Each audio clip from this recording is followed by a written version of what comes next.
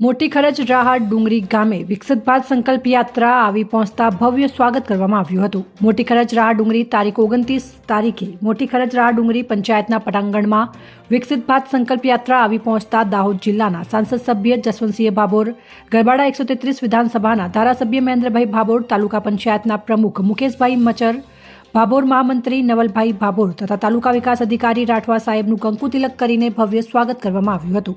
કાર્યક્રમની શરૂઆત દીપ પ્રાગટ્યથી કાર્યક્રમને ખુલ્લો મુકાયો હતો અને વિકસિત ભારત સંકલ્પ યાત્રાના કાર્યક્રમમાં વિવિધ યોજનાઓ અંગે જરૂરી સમજ લોકોને આપવામાં આવી હતી।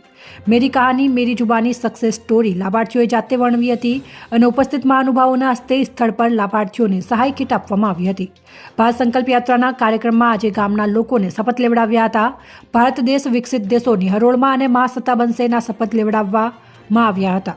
આજના પ્રસંગે શિક્ષણ, આરોગ્ય, આંગણવાડી, પ્રાકૃતિક ખેતી, સમાજ સુરક્ષા, મામલતદાર કચેરી વગેરેથી સ્ટોલ ઊભા કરવામાં આવ્યા હતા અને ઉપસ્થિત ગામ લોકોને એનો લાભ લીધો હતો અને ગામના સરપંચે સૌનું સ્વાગત કર્યું હતું। કાર્યક્રમનું સંચાલન શાળાના શિક્ષકે કર્યું હતું।